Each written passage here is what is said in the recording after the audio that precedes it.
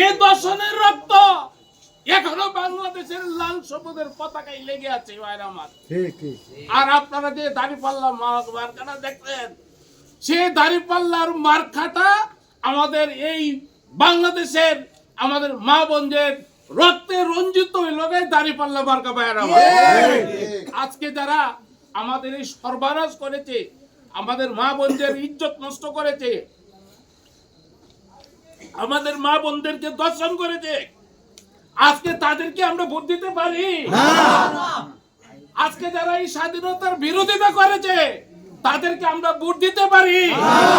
কাজেই ভাইরা আমার, আপনাদের সকলের কাছে আমার অনুরোধ, আপনাদের সকলের কাছে আমার অনুরোধ, আপনারা আমাদের এই পাড়ায় পাড়ায় মহল্লায় মহল্লায় আমাদের লোকজনকে আপনারা বুঝিয়ে বলবেন এই ৭১-এর ঘটনাগুলা। কারণ আজকে যারা না বুঝে তাদেরকে তারা আজকে বিভিন্ন ভাবে, কারণ তাদের লেবাসটা বড় সুন্দর, আজকে কথা বলতে গেলে আজকে মৌলবীদের বিরুদ্ধে কথা হয়ে যা, কিন্তু আমি আলেমদের বিরুদ্ধে কথা বলছি না ভাইয়েরা আমার।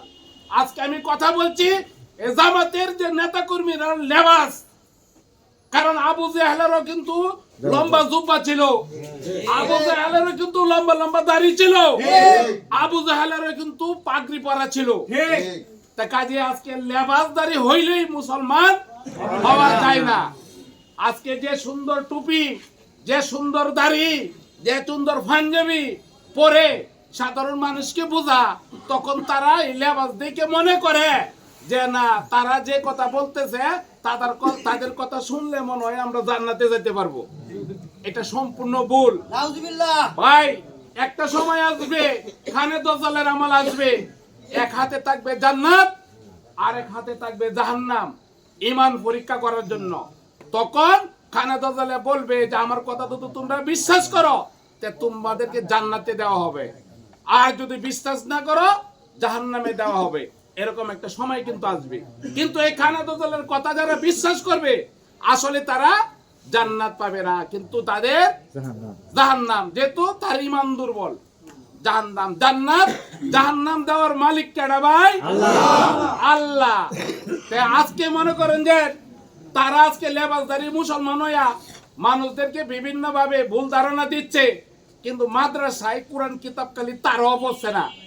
মাদ্রাসায় কোরআন কিতাব আমরা তো পড়ছি ভাই, আমরাও মনে করেন যে কোরআন শরীফের এই মাথা থেকে শেষ মাথা পর্যন্ত, সূরা ফাতিহা থেকে সূরা নাস পর্যন্ত বাংলা তরজমা সহ আমরা পড়ছি।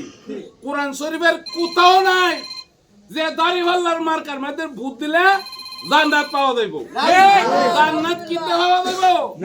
জান্নাত পাওয়া যাইব মা বাবার খেদমত করলে, আত্মীয় স্বজনের হক আদায় করলে, গরিব মিসকিনকে দান খয়রাত করলে, এ ধরনের পুণ্যের কাজ করলে, আল্লাহর হুকুম আল্লাহর ইবাদত বন্দেগী করলে জান্নাত পাওয়া যাইব।